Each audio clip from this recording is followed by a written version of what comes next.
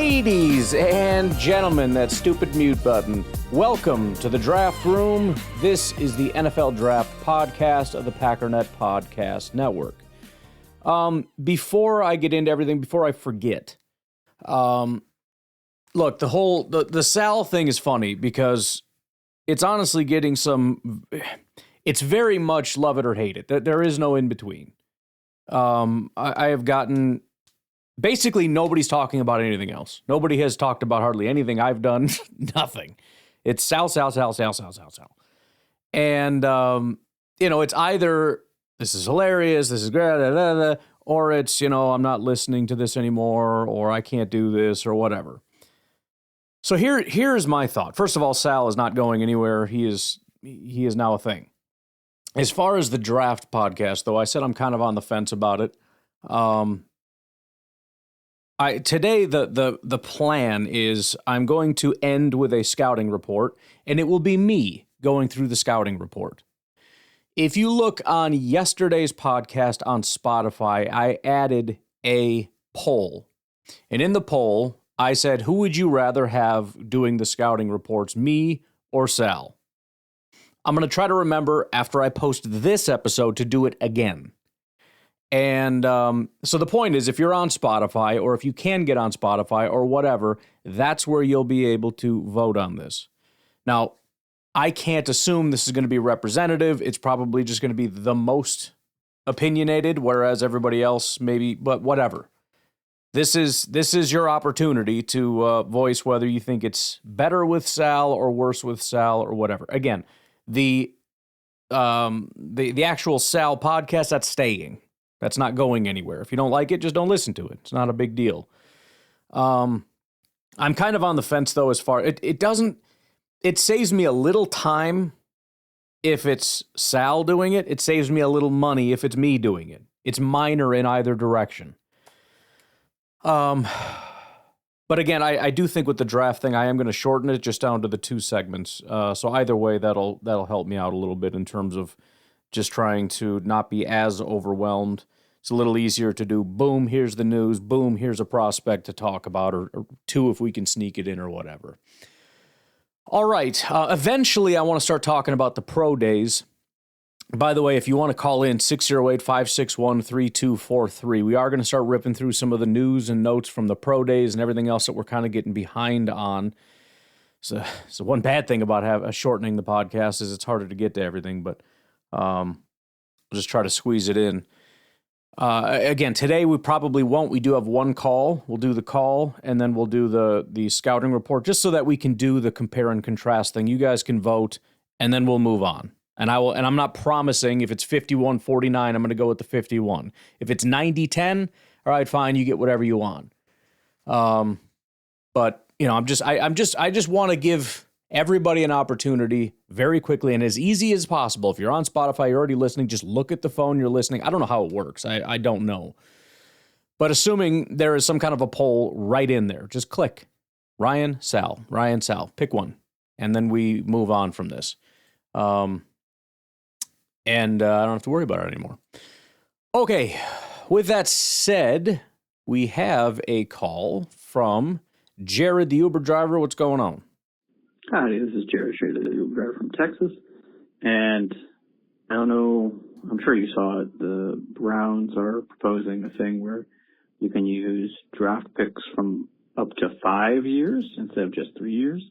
Yep. And do you think that's going to, if that gets passed, I don't think it would pass before this draft, but, like next year's draft, if Goody really wanted a first-round pick, he could package, like a first from, if next year's like 2027 drafted, I guess you could put in one from the 2031 draft and package some other comp pick or something to move up. I don't know.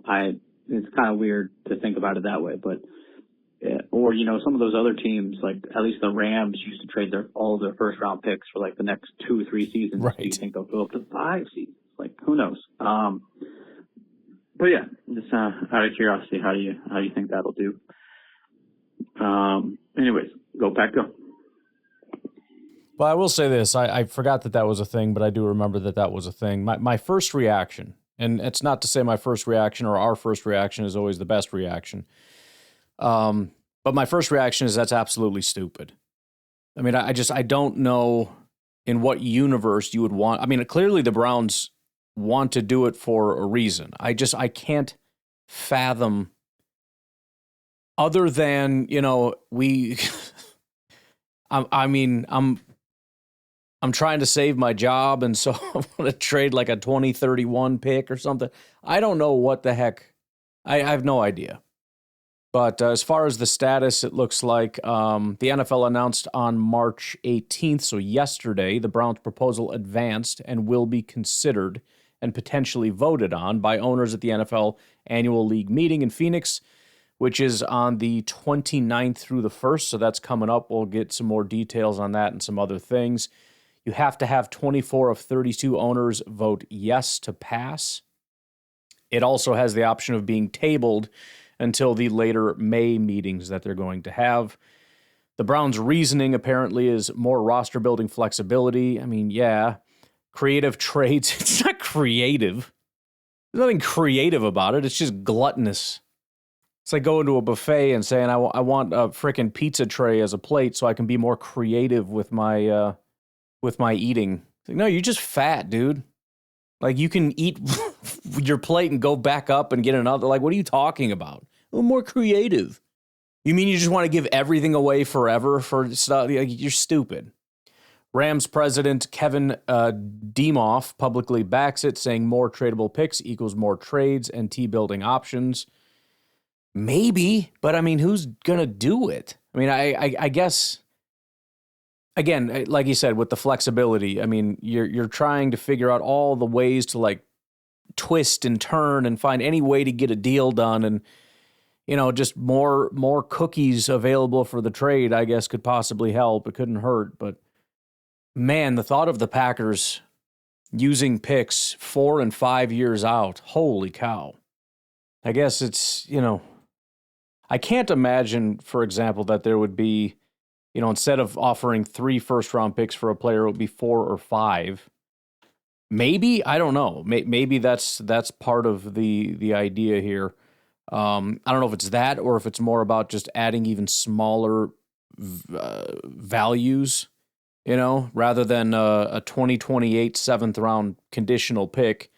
Now I can offer you like a 2031 7th-round pick or something. Whatever, dude. I mean, at the end of the day, I guess I don't really care.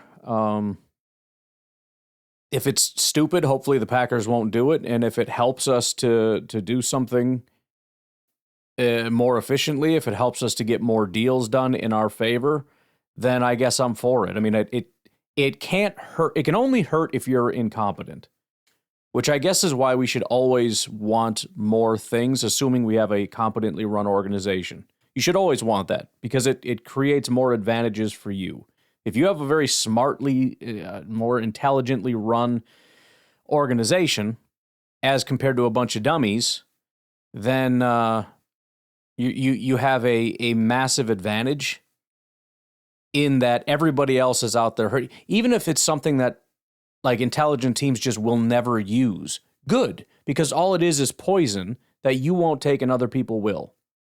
Which just helps you. So, yeah, I mean, as long as you have an organization that does things the right way and chooses not to do stupid things, then do whatever you want. Do everything. Do all the things. I guess that's my answer to the question. But I guess it'll be interesting, too, as it comes up, to maybe get a little bit more detail on specifically what people are thinking as far as the benefits. What kinds of things they'd like to do with it, and then also how much support it has. Is this something where it's going to pass with flying colors? Is it something where it doesn't have very much support? I mean, I only know of 2 teams and both of them support it. I don't know of any detractors at this point, but I'm sure we'll get more info. Or it's something that they just say, we're not even talking about this and just kick it either down to May or just kick it off the table as something so stupid we're not even going to discuss it. I don't know, but it'll be interesting, and I I can't wait to find the first team that trades 5 first-round picks for a quarterback or something. All right, let's take a break. I tell you, we'll take a break. We'll be right back. I'll figure out what we're going to do.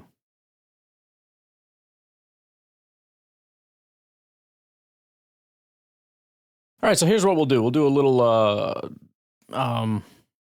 2-for-1 deal. So the pro days. We'll do a little bit of the pro days, and then I want to go through and highlight one of the guys. Again, as I highlight them, they will be in my my draft guide, and so if you want to subscribe, a link to that will be in the description. But Tony Pauline does a good job going through the pro days, the winners, all that kind of stuff. The first one that he went through kind of early on was the Navy Pro Day. And so the 2 guys that he highlighted, number 1, Eli Heidenreich, kind of a fun name. It's kind of an interesting prospect because he's a running back, ran a 4.44 at the combine. He kept that number. He didn't run the 40 at the pro day. He did do the vert. He improved it by a half an inch to 35 inches. His 3-cone was a 6.5, which is really incredible.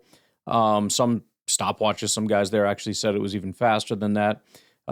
Short shuttle time came in as fast as 4.03, tipping the scales at 202 pounds, which is 4 pounds heavier than he was at the combine, which is obviously a positive if you're coming in even bigger and you're kind of running faster and more agile than people thought you were going to do.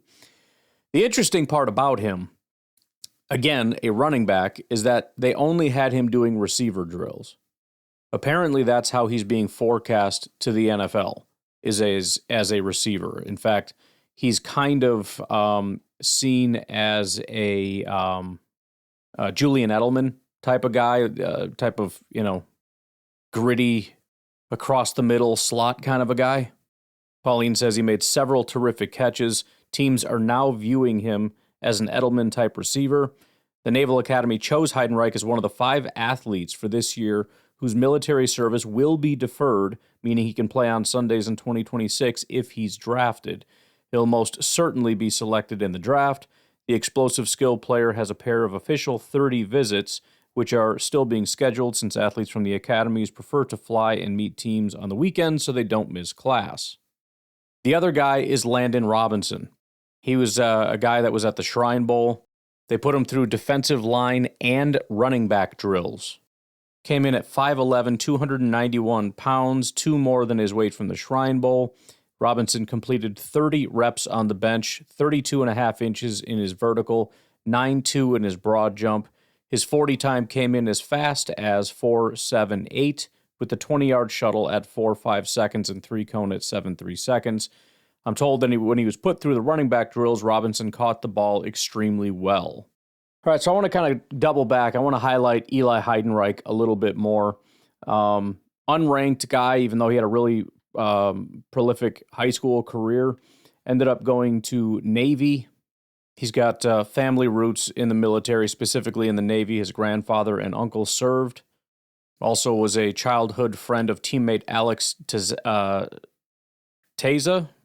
I don't know, who was also there at Navy. So it was just a perfect fit. He kind of wanted to go there anyway, so it worked out.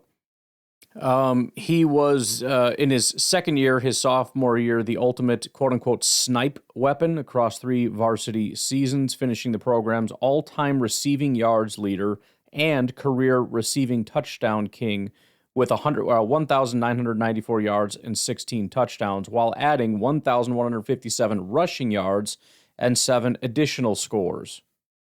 In his senior year, he had a 8-catch, 243-yard, 3-touchdown breakout game versus Air Force that shattered single-game receiving records, followed by the record-breaking 146-yard day at South Florida. He is from Mount Lebanon's state champ, went from there to U.S. Marine officer with a cyber operations degree. Heidenreich embodies leadership and toughness. High character guy. Someone's at the front door. People ringing my doorbell, bro. Apparently at the Shrine Bowl, He clocked the fastest on-field speed among running backs at 20.01 miles per hour, although he's a receiver, I guess. I have him listed in the scouting report as a possible day 3 flyer, although, again, Pauline says he's definitely getting drafted, so that's worth noting. Best scheme fit would be sort of a Shanahan style or any offense that needs that sort of Swiss Army knife, a guy that can do backfield, slot, motion, all that kind of stuff. Comps that I have for him, James White, compact, reliable pass catcher out of the backfield, carved out a decade-long career on third downs.